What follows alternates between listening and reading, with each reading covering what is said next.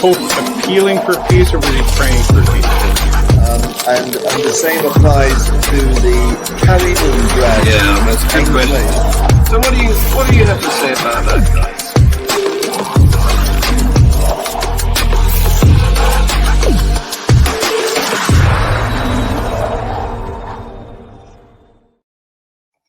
Good morning, afternoon, evening, wherever you are, and welcome to the latest edition of Views on the News, the show where we have opinionated people, witty and wise people, not sweaty people, who give their opinions on the way religious people have impacted humanity over the last 7 days. The news items that I reported on yesterday, Saturday, and when I did that, I did it unbiased. I tried to keep my face deadpan. But tonight, we can have views. And helping me to do this, we have a panel of Guy. Hello, Guy. Welcome. Hello. Cheers. And from South Africa, we have Tersia. Hello, Tersia. Welcome. Nice to be here. Great. Nice to see you. So item number one. You remember Mahsa Amini, the lady who wasn't wearing her hijab properly and was arrested in Iran. And during her period of police custody, she mysteriously died. Now, of course, we all think that she was treated badly when in the control of the police. But she has been posthumously awarded a human rights prize, and her parents and her brother were on the way to collect this from Strasbourg, going from Iran, when they were stopped from boarding their flight and their passports were confiscated. What do you think of that? I mean, it's logical from the point of view of the Iranian regime. They've got to be alive to all of these kind of things, because from their perspective, clearly the granting of the Human Rights Prize was a form of activism designed to expose them as the opponents of human rights. So you can understand that entirely. From our perspective, it's yet another reinforcement of their sort of backwards-looking oppression based on their religion. I'm wondering, even from obviously they don't have a good political advisor or a good spin doctor, because if they had any savvy in that regard, they would have just allowed this family to grieve their daughter and go and receive the award and just say nothing. Now they're getting more bad publicity. So either they just don't care about bad publicity. I suppose the reason any publicity is good publicity, although I disagree with that in this instance. But so even from their perspective, I really wonder what are they sending? Maybe they're sending a message to their citizens. Yes, exactly. Yes, that's what they're doing. That's possible. It's a totalitarian approach. Yes. Their audience is the other residents of Iran. They don't care about what the rest of the world thinks. That's right. So I now want to play you a little video, because we've had a couple of events in London recently. Well, I think one was in London. Yeah, one was in London. I'm not sure what the other one was. Maybe you'll recognize it from the video, but take a look at this. Tell me whether you think it's what we want. Palestine will be free! Palestine will be free! Palestine will be free! 1, 2, 3, 4! Occupation! For UK! Sharia for UK! Sharia for UK! Sharia for UK! Sharia for UK! Sharia for UK! Sharia for UK! Sharia for UK!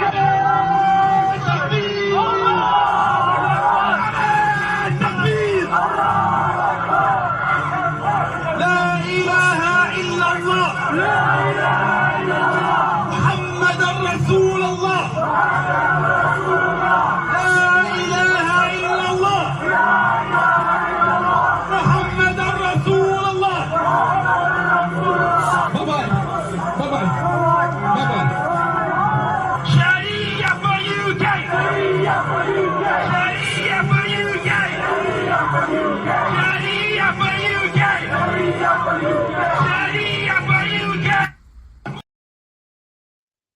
I can't help wondering what my parents, they're long dead, but what would they have thought about that? Would they have recognized it as London, as England? Yeah. I mean, I detected three chants there. Correct me if I'm wrong. First, it was Palestine shall be free from the river to the sea. Yep. Now we can discuss that one. Then Sharia for UK, was that what it was? Which is That was the last one. Yeah, that's a really bad one. And then the last one was La ilaha illa Allah wa Muhammadu Rasulullah, which if you say it, you turn yourself into a Muslim. I've just turned myself into a Muslim just now by saying it. Oh, congratulations, Guy. It's there are no gods except Allah, and Muhammad is his messenger. And of course, I agree with the first two words, La ilaha, there are no gods. And I always say, yes, that's as good as that, as far as that goes, it's good. So the chant, Palestine will be free from the river to the sea, is being interpreted by Jews and Israelis as a call to genocide. Now, I'm not sure it is a call to genocide, but it's pretty near to one. And of course, the Jews themselves say something, or no, I say the Jews, I mean the Israelis, the Israeli kind of hardliners say something similar. They say, greater Israel from the river to the sea, meaning they're going to control it, and Palestinians aren't really very welcome, except as sort of second-class citizens. And perhaps at this stage we should explain that the river is the eastern border of Israel. That's right. And the sea, exactly. It. And the sea is the western border. So what they're saying is they want the entirety of Israel. And the only way they can get that is by either killing all the Jews or somehow or other getting however many millions of them that there are to emigrate. Well, or they I mean, I've also heard them suggest, or it's suggested that their object is to convert them into dhimmis. So, subject citizens, the dhimmi under Sharia, you can be a Jew or a Christian as long as you live as in subjection to the Muslim overlord. So that's another possibility. Of course, they may not tolerate that given the history. So it is a desperate situation. It's what's worrying me about Allahu Akbar and La ilaha and Sharia for the UK. That is an imperialist project. It's an attempt, and it's an objective to take over the UK, abolish our freedoms and our lives, and make us into a Sharia backwards sort of state with medieval laws. That's something we can't tolerate. We cannot allow that to happen, and we need to be aware of that. And I think to me, it's an extremist chant. What worries me is the fact that we are liberal and tolerant in this country, despite our present government, and we don't want to stifle free speech. That is a key principle of our constitution, our unwritten constitution. But in this case, what they're calling for is so un-Western. I'm wondering, have we been too tolerant? Yes. And it would be fine if somebody was expressing the alternative viewpoint, but who's doing that?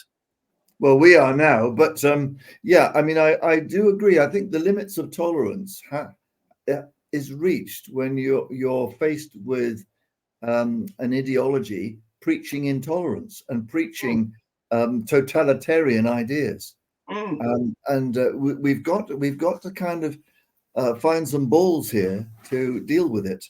And I'm not quite sure how we're going to do that. Can I make a suggestion? And firstly, about the Israel-Palestine issue, the more I learn, the more I'm convinced that is a very, very sticky issue that we're not going to resolve anytime soon. And I have I experience extreme cognitive dissonance when I think about that particular political issue. So let's park that. And it's so nice to have someone on who's a lawyer and who thinks very orderly and very structured. And I love the way that you focused on the 3 chants. So the first one we've parked and not dealt with, just parked for now because we're not going to deal with it now. But the second and the third one may be the best way to fight bad speech, and I think I'm quoting somebody, is with better speech, because the fact that the speech is being allowed in a country that is fair and allows free speech opens up the not the possibility, it means that there can be a counter protest where the harmful effects of Sharia law are also spoken about. And I've also thought about this whole issue of free speech long and hard. I'll never stop thinking about it, because the moment you prevent one type of speech, you open the door to prevent all kinds of speech. And you and I know what Sharia law is and what it means and what the consequences are. But many people don't. And when I looked at the crowd, I saw many people there who were possibly just people who feel for the poor Palestinians suffering in Palestine, who don't know what Sharia law is about. And I think we should use the right to free speech to speak better speech louder, and that's basically the only tool that people living in a country like the UK have. And there we need the balls. We need to get humanists to speak out, because we can speak out, and we need to educate people so that they know what it means, what the slogan Allahu Akbar means. What you just told me, Guy, I never knew that. That speech should be louder than the other messages. I think we should be very careful about saying you're not allowed to say this or you're not allowed to say that, because that can become a double-edged sword. But we definitely need to speak out. And I'm thinking of people like Sam Harris just after 9/11, and we need to not be afraid to be proclaimed Islamophobic, because those terms need to be packed out, and we need to discuss. There must be more discussion and louder voices than the bad speech. The problem is getting the attention of the media, the journalists, because they want sensationalism, and it's very obviously there with a protest, a chant. We don't have that. Well, we ought to, I mean, what would be lovely if we had a counter demonstration, but peaceful, nearby, just saying, La ilaha, there are no gods. Yep. All goddesses. You know, that would be a good start. And we have, I'm sure we can develop some chants, abolishing this and that, and freedom and liberty or something. Yeah. Well, I agree, but that's not something which is going to inspire people with passion, is it? The message is we want things to stay the comfortable same. Well, no, it's not, because I think things are going off the rails, and we need a bit of passion to re-establish them on the right track. But Guy, sorry, John, I want to make a statement here, that the fact that religious people are passionate about what they believe, we can't, if non-believers are not passionate about what we believe, then we can't blame the religious people for being passionate about what they believe about. It's time that humanists become as passionate about our belief, because we do have a set of beliefs. It's not a religion, but we believe that all humans are equal. We believe in freedom. We believe in equality. We believe in fairness. And it's, if we don't get to the point where we are as passionate and as willing to say what we believe, that we can't blame Muslims and Christians for being passionate what they believe and want to say, you're not allowed to say, proclaim loudly what you believe. We have to mobilize and say what we believe with the same reason, with fervor, and be reasonable about it. That's what needs to happen. I feel quite strongly about that. So, how do you mobilize a silent majority? Yeah. Well, maybe it's because they've been the majority that they are so silent. Yeah. Maybe that's part of the problem. Maybe that is part of the problem, and that's our problem. That's the problem of the silent majority, to figure out how are we going to mobilize the silent majority.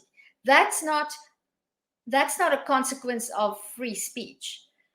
And that's the discussion that needs to be had in the silent majority community. But that's a different discussion. I know what I'm doing in South Africa, but we're not a silent majority. We are a minority. And I've just, in cooperation, we are going to release an anthem for the new organization that I've just... Nice one. Yes, it will be in Afrikaans, but I will get my colleague, my artist friend, to do an English one soon. I want to show you this video because this mentality has reached the House of Commons. Take a look. Comes to how we tackle Islamophobia, pick and choose who we want to invite to number 10 for tea and samosas, no policy, and we will not accept your definition as you Muslims decide to define it, because that's your experience of discrimination. No, we don't accept it, because we're the government, and when it comes to you Muslims, we will apply not the liberal democratic principles we apply to the rest of the country. We will apply a totalitarian approach. That's the government's response to tackling Islamophobia. Well done. What was I expecting, Mr. Deputy Speaker? A government that would miss another opportunity to actually put some policy in place to tackle Islamophobia. Dare I imagine that that's what I should expect? No, just a long list of opportunities missed by this government, missed by the Prime Minister, who stands with the British Muslim communities. Not unless they fit their criteria.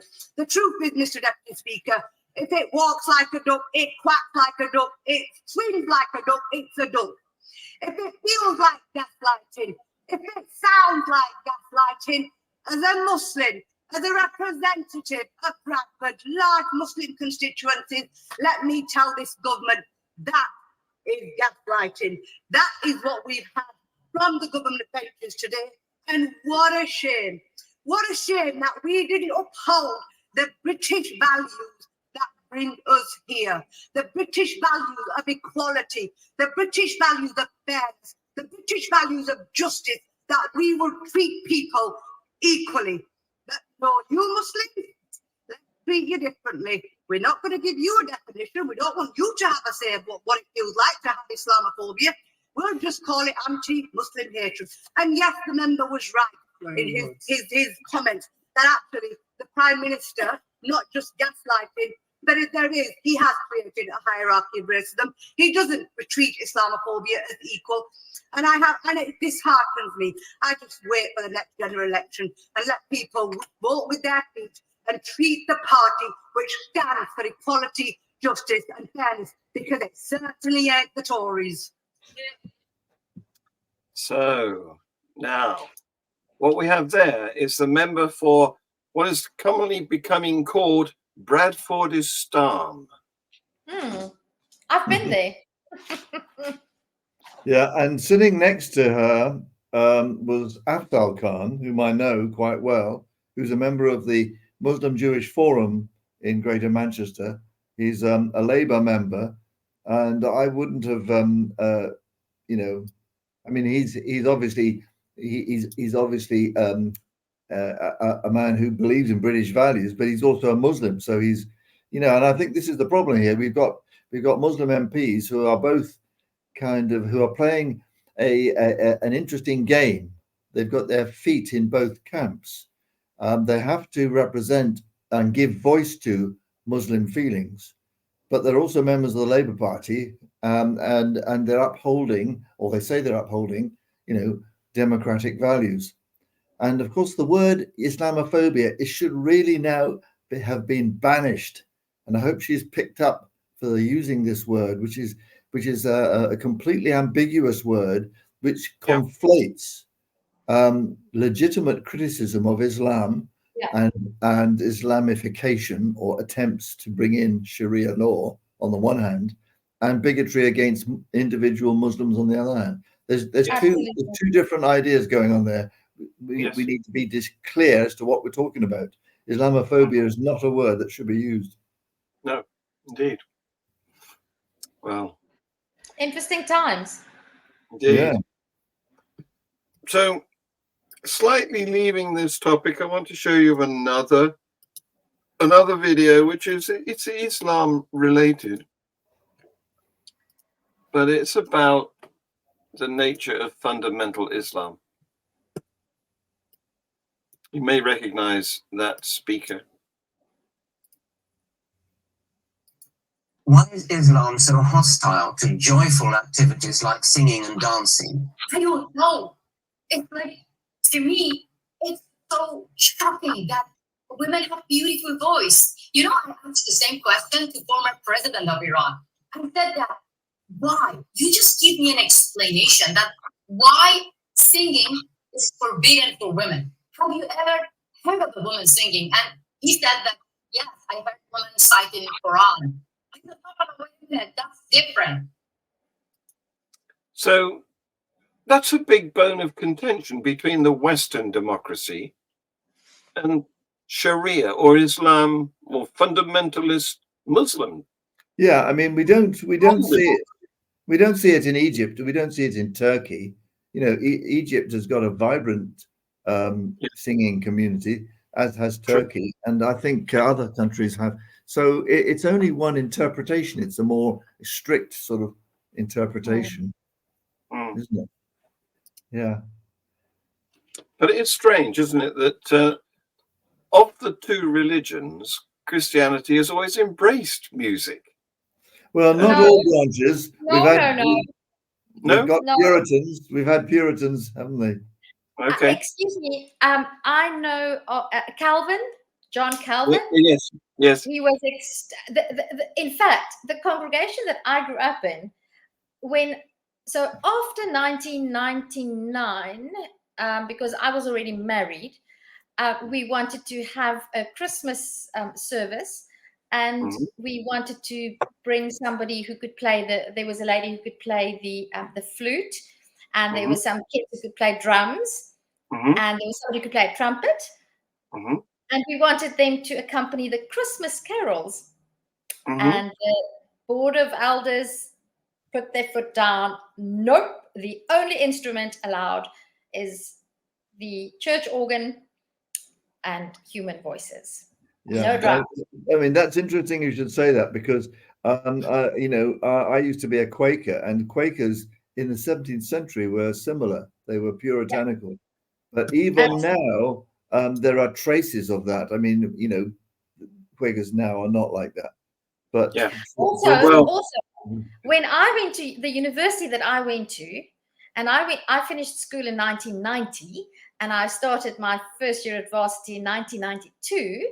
And at that time, it was officially still the university policy, because this was a university attached to the church that I attended. Dancing was, although the students danced, the official policy was that it wasn't, the university wouldn't organize dances. At that time, it was tolerated if outside people organized dances. When my mom and dad got married in the 70s, they were not allowed to dance. They danced at my parents' wedding, and my grandfather was censured. So he was, because there was dancing at his daughter's wedding, and I'm talking Ooh, 70s. evil, So- evil. Well, I mean, you know, so the point is that within our tradition there are these puritanical moves, Yeah, and sadly, those that puritanical side has percolated into Islam, so that the only chanting allowed is the chanting of the Quran, which Yeah. which can be quite sort of, you know, interesting and beautiful at times. But women aren't allowed to do it. Are women allowed to do it? No, I don't think so. I don't Yeah. know, actually. I don't know. Yeah. No, I Yeah, doubt I it. mean, So yeah. the thing here is that the successful religions are the ones that have adopted the new music as music has developed. And that's why at the moment we have, you know, the evangelicals in ascendance, because they've gone into rock, haven't they? Anyway, moving on a bit. Yes, that's interesting, because considering their roots might well be in more puritanical fundamentalism. Yeah. Yes, indeed. Yeah. So moving on a bit, I haven't got a video of this. Well, I have got a video, but I'm not showing it because it's not very nice. This is about an Israeli soldier who has his finger on the detonator, and he's now got his Facebook phone in his hand, and his 2-year-old daughter's birthday. He's talking to her, and he's saying, "This bombing is a gift to my daughter." And he presses the button, and some building in Gaza is blown up. Now, what sort of thinking makes you offer a gift to your daughter of the destruction of a building? Probably somebody's home. Religion. Yes, that's bizarre. I didn't see that. Yeah, there's quite a lot of stuff floating around on Facebook, which I realize must be Israeli and Palestinian propaganda, and it's really difficult to know, you know, what the truth is. Yeah. That's a good point. I think from both sides, it's important to be careful to establish the veracity of sources. I mean, I think the BBC is attempting to get it right. Whether they will always do that, I don't know. Yes. Apparently, I have called their verification channel. Yeah. The thing is, that's what war does, and you have human beings on both sides of every war, and you have hatred on both sides, and it's just not nice. So on the subject of what should be allowable in speech, you know, I'm very much an advocate of free speech, but our government, in their wisdom, decided to prohibit calls to commit harmful speech. Guy, you'll know more about this from your background. But the trouble is, it's a grey area. And in the US, for example, the University of Pennsylvania State, the president has had to quit because of comments that she made that were interpreted as being anti-Semitic, because she was in front of a congressional hearing when she was asked whether students who call for the genocide of Jews should be punished. And she didn't say yes.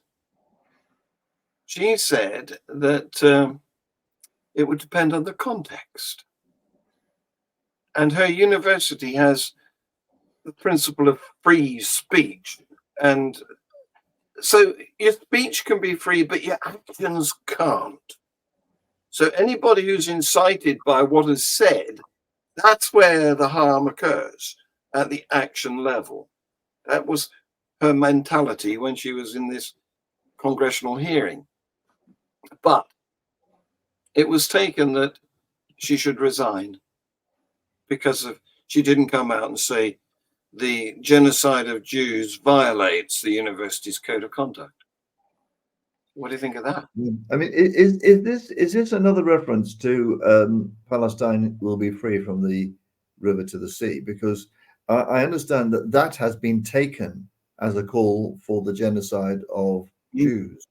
Yes. And you know, I don't think it necessarily is.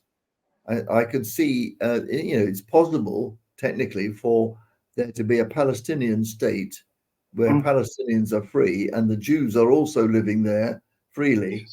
I suppose it sounds unlikely, but I mean, I think that's part of the problem, isn't it? And yes, it is interesting. You'd expect the leader of a university to uphold the best non-violent standards. What, you know, it may well be that they would say, no, we're not going to take action because we believe in free speech, but I disapprove of that. I don't know whether that's to do it. The thing is, this is completely stifling comedians who may want to say something in a quote, or ironically, or sarcastically, or, you know, what was it we used to have back in the 60s? We used to have satirical, you know, and you're not allowed to do that now because it could be taken at face value and you could be punished. And yet it's only a vibration on the air.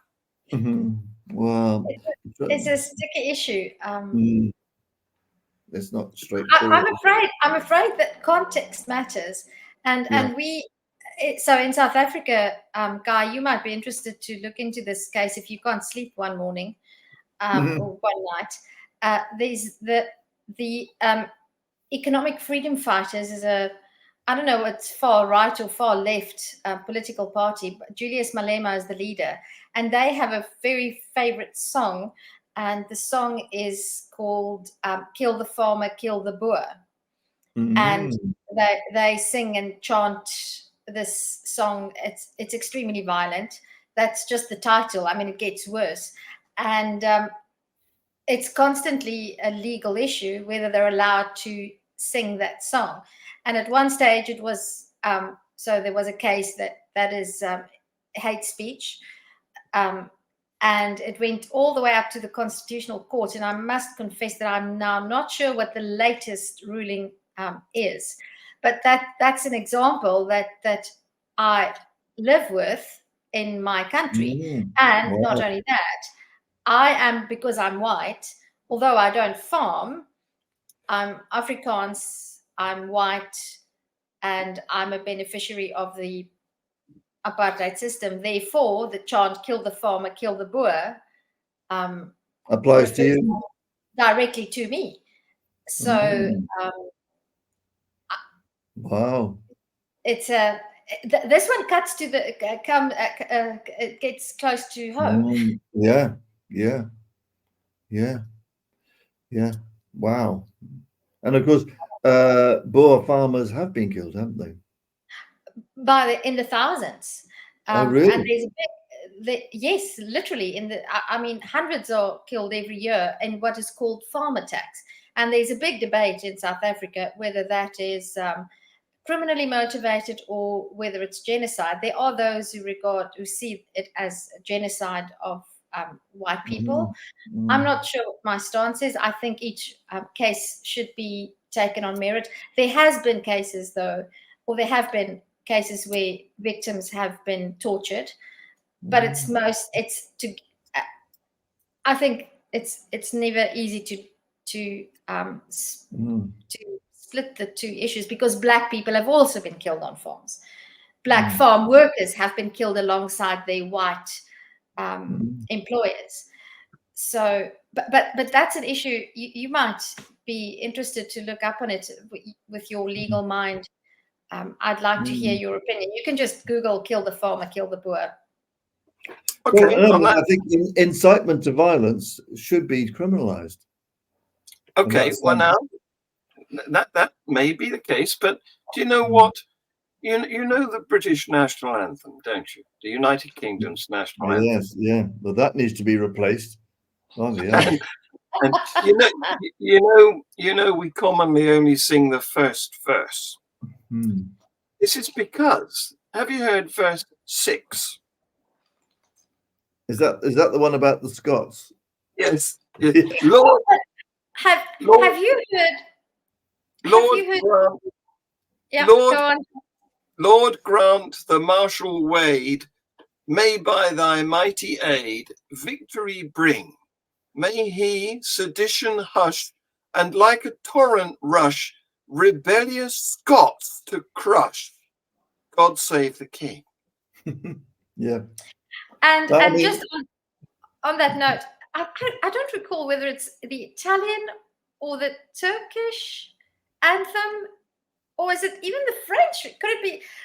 This is an issue. It wasn't an issue, but we spoke about this during the Rugby World Cup, because one of the country's anthem is something like the blood of our enemies must run. That's the French. Is it? Yeah, but, Well, yes. the French one, it goes back to the French Revolution, and it's Yes. talking about killing, the blood of the tyrants flowing in the Yes. fields and stuff. Yeah. I mean, the before you get to verse 6, in the British national anthem, you've got monarchism, you've got God, you've got imperialism, just for 3 straight off, and really it needs to be swept aside. It's outrageous. I mean, I loved, Benjamin Zephaniah, amazing poet who recently died. Yes, He was offered an OBE, and he said, which is Order of the British Empire, for God's sake. Yeah. And he said he refused it, saying, "Haven't they read any of my work?" Because it's all about oppression. Well, resisting oppression. Yeah. Racism and So stuff. it's not just us. Take a look at France, because Emmanuel Macron recently invited France's chief rabbi to light the first of 8 candles on a Hanukkah, or candelabra, marking the start of the Jewish Festival of Lights. So he did this in the Élysée Palace, where the French president is residing, and he videoed it, and it was put up on social media. And the reason for it was because the Jews had made an award to the president for his efforts against anti-Semitism. But you should hear about the furore that was started by the video on social media. The mayor of Cannes said, "As far as I know, this is the first time this has ever happened. It is a breach of secularism." The socialist president of the Occitania region, Carol Delga, said, "The Élysée is not a place of religion. You cannot compromise with secularism." And Alexis Corbière of the far left France Unbowed said, "Will Macron now do the same for other religions? Some yes, some no. It's a dangerous spiral." And even some of the French Jews were perplexed. They said, "This is something that shouldn't be allowed to happen again. Anything that weakens secularism weakens Jews." That's a very good argument. I like that argument. I mean, they're much tougher on secular principles than we are. I mean, well, we don't have a secular state officially. Exactly. But interestingly enough, last week a bill was introduced in the House of Lords, of all places, to disestablish the Church of England. So watch this space. I think it's unlikely to get through, but It's, Yeah, You've yeah. mentioned that before. Who introduced the bill, John? A guy? Lord Scriven, I think his name is. Yeah, Paul Scriven. A Liberal Democrat from John's party. Maybe, John, did you put him up to it? No, I'm not. He's not one of my confidants, I'm afraid. No. So, yeah, we're only 120 years behind France with this because the secularism was put into French law in 1905. And it was a result of the struggle between the state and the Roman Catholic Church. So we 1905, John, really? Yes, I but I mean, remember it well. Yes. the ideas go back to 1789, of course. Yes. But That's exactly why I'm so surprised. I thought that France was more secular. Well, I should have known. Yeah. Even in France, it takes a while for the law to actually come about.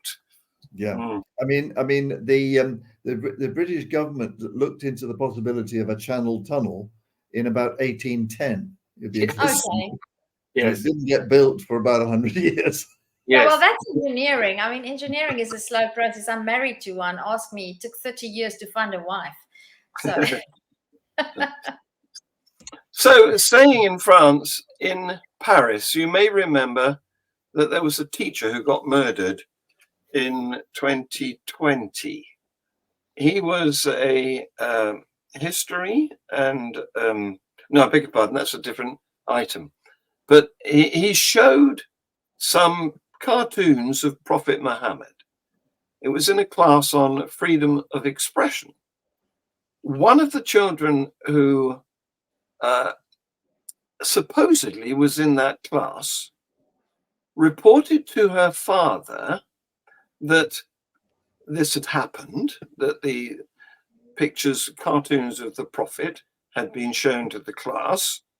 And she told her father that she'd actually been disciplined for having confronted the teacher, Monsieur Paty, because a request was made for Muslim students to leave the class. And somehow or other, she claimed that she'd been disciplined for having confronted him over this request.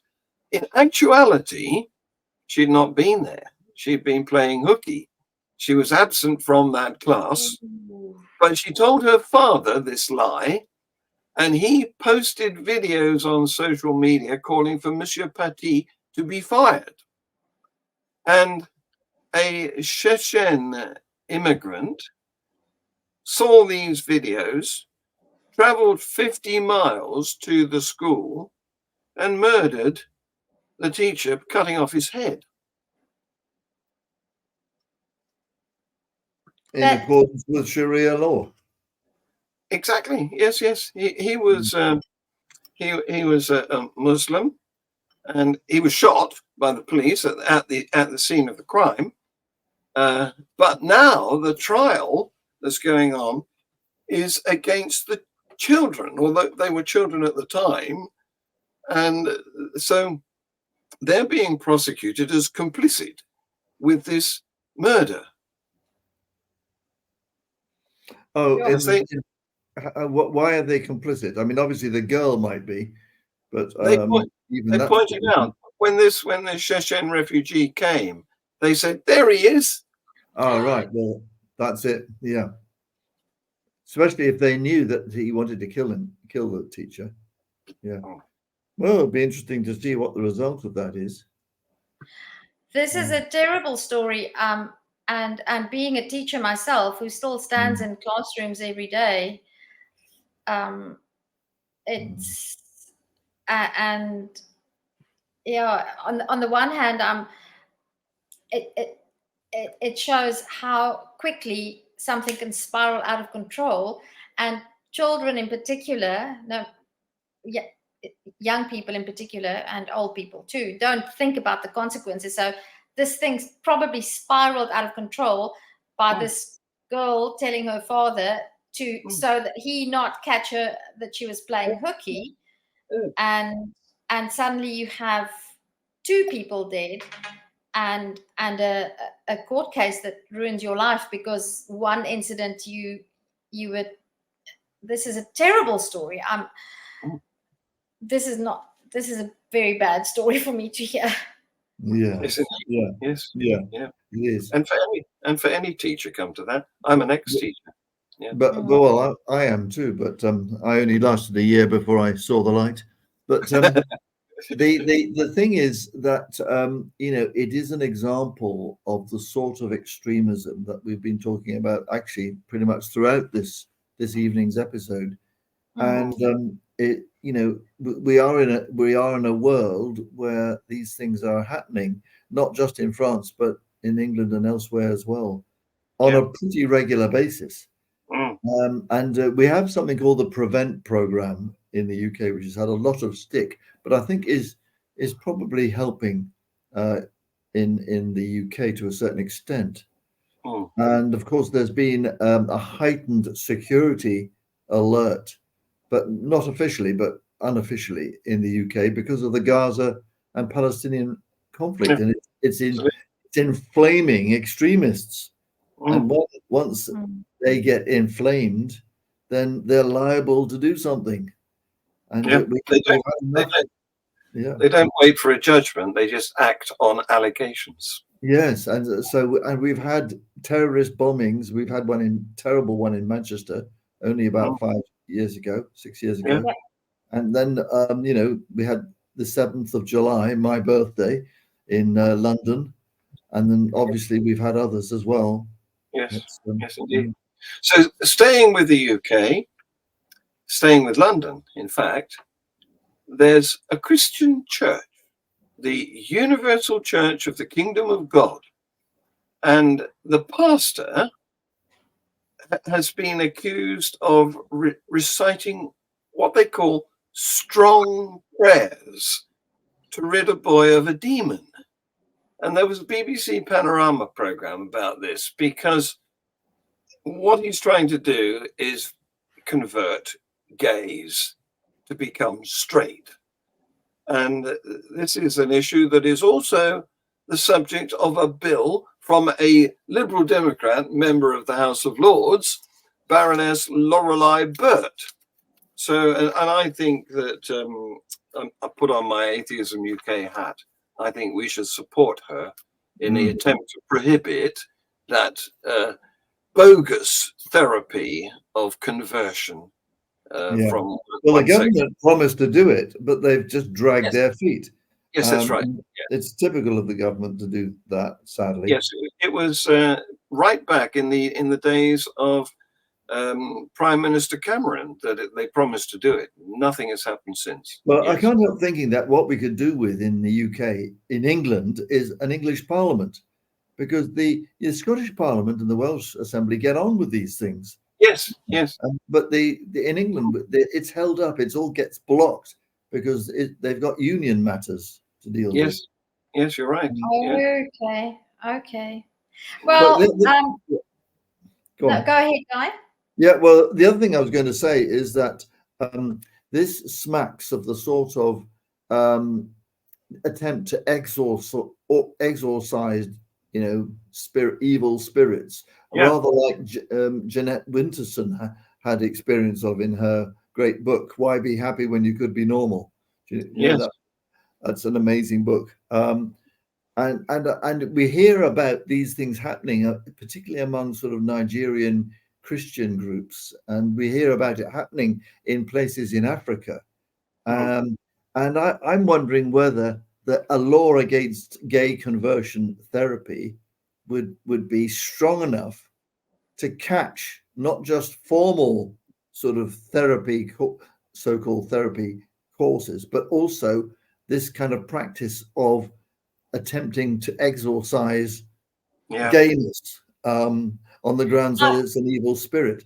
It needs to be a very robust law to make sure that also is covered. Well, it should go further than that, because I know that there's already cases in the UK as well, amongst certain communities, where anybody suffering from depression, many people suffering from schizophrenia, older people, dementia, that is also regarded as curable by praying Prayer. and, Yeah, and yeah. prayer and driving out demons, and Mm. that might even cause more harm, because Yes. I think there are more people who suffer from depression, anxiety, and who don't get the proper psychiatric help than even just gay people who are not accepted and being de-exorcised. And I just want to get back to South Africa. I was appalled on Thursday. I listened to the South African SAFM, the English-speaking main broadcaster, and I listen to them quite often. And normally, it's really informative. And but I was listening at a time that I don't normally listen, and they had a African traditional healer who spoke about emotional well-being, and how if you slaughter an animal, it can help, but also you have to be careful because the spirit of that animal will eventually reincarnate, and then if you slaughter an animal, then you are at greater risk for being murdered, because that animal spirit might come back in a human. And this is in a serious program about emotional well-being on the national broadcaster. An African traditional healer is referred to by the title doctor, and she gives advice on emotional and psychological well-being. Yeah. So it's all nonsense. It's all absolute nonsense. There's no such thing as evil spirits and spiritual cleansing. there's no spirit. For heaven's sake, leave it alone. It's nonsense. What annoys me is this UCKG, Universal Church of the Kingdom of God, which has a predominantly West African ethnicity congregation in the Brixton area of South London. They've taken over a theatre that used to stage shows of people like David Bowie. Is nothing sacred anymore? That word, Well, we use so many religious words with secular meanings. Yes, Sacred indeed. is one of them. Yeah. So moving to Ireland, okay. Enoch, Ireland. yes, another spot. yes. Enoch Burke, a teacher of history and German, sparked a chain of events when he refused to change the way he referred to a transgender student who wanted to be called they instead of he. Okay, so the chain of events. That's led to him being jailed for repeatedly showing up at the school after being sacked, and for entering the staff room saying he was there to do his job. So the row broke out more than a year ago when, during a meeting with the head teacher and his deputy, Burke said that his evangelical Christian beliefs meant he opposed transgenderism. And following this, he publicly criticized the head teacher's demand that staff should use students' chosen pronouns. Okay, so he has now been sacked, but he won't stay away from the school. And therefore, he keeps turning up. And he was suspended for gross misconduct, but his employer has now had to get a court order to keep him away from the school. And in September last year, 2022, he was jailed for 100 days for ignoring the court order. He appealed and argued that he was being imprisoned because of his Christian beliefs. After being released, he refused to stay away from the school again, was imprisoned for a second time, in September 2023, and it's now been told he will remain in prison indefinitely until he agrees to comply with the court order. Mm. Well, technically he's correct. He is being jailed because of his Christian beliefs, but that's because his Christian beliefs make him act like a moron. Well, I mean, I don't know what law he's breached in failing to call somebody they instead of he. Is No, that I a think law? I think it's because he kept going back to the school. So Yeah. I mean, he's not been he's not been jailed for his Christian beliefs. He's been jailed for refusing to obey a court order. Yes, but the guy, his Christian beliefs are making him disobey the court order. Well, that's true. I mean, yeah. That's his choice. He doesn't have to do that. That's his choice. But you see, Christians don't answer to man-made laws. Christians only answer to God, and he has to answer to God. So, right. And this is exactly the same problem that we've been talking about all evening about Islam. Exactly. So this is one of the reasons why atheism UK is so important. Yes, absolutely. And just to get back to what I said earlier, it's also a reason why atheists and the silent majority need to stop being silent. We need to speak out, and we need to be okay with the idea that while we are not religious, we have beliefs, and we need to make our beliefs known, because our beliefs are based in rational thinking, and they make the world a better place, and we need to speak out about it. Thus speaks one of the key people in the South African movement known as Christ Fry. Oh, Christ! Is that Christ free? Yes, Frey. Come on, guys, you can say Frey. So Fry. Christ Fry. Yeah, I can say that. No problem. Fry. Come on, guys. I didn't hear. Christ free. Yeah. No, not free. Frey. No. I'm just translating it into English. Christ free. Christ fly. Yeah. But I mean, going back to this this teacher, there are other aspects of this case which I don't really know enough about. How old was the boy? Because if the boy was under 18 and he's being permitted to transition, that slightly worries me.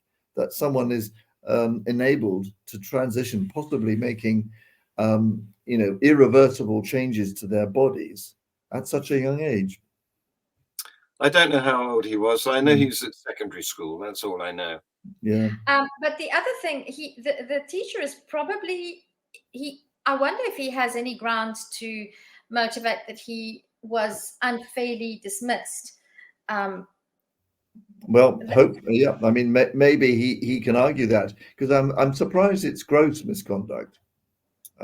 Is the gross misconduct returning to the school when he's suspended, or is it doing the thing originally? Oh, right. But then again, in these cases, Guy, you will know better than I do. The devil is always in the details. You know, the story that we hear or read in the press just gives the ears of the hippopotamus. It doesn't, and there's probably a lot more to dig in, because I can't imagine a teacher just being sacked for refusing to call a student by their designated. There has to be. I'm sure there was probably a history, and he was probably the pain in the bum, and had been for a long time. He went public about his disagreement with the head teacher, claiming that he was trying to enforce this strategy of calling pupils by their chosen pronoun. Anyway, guys, we've done an hour, which is like 20 minutes over my recommended time for this show. But so thank you very much for all your contributions. Well, it's been an interesting discussion. It has. Yes, we've had some issues to talk about, haven't we? Yeah. Time just flies when you're having fun. John and Guy, I have to say something while you were talking about, just to end off with, while we were talking about the rock music and the evangelicals liking the rock music, and the strict Muslims not liking music at all. I had this thought, you know, it's either rock or a stoning. Oh, On yeah. that note, There's definitely a joke in there somewhere that can be developed, Tersia. You need to develop that somehow. Yeah. We'll work on it. Yeah. we'll let that pebble ripple. No, I won't go there. I love that. Love that. Yeah. Bye bye. Say bye bye.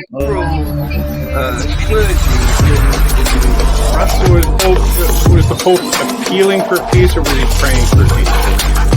And the same applies to the carry on drag. Yeah, that's a good question. So what do you have to say about that, guys?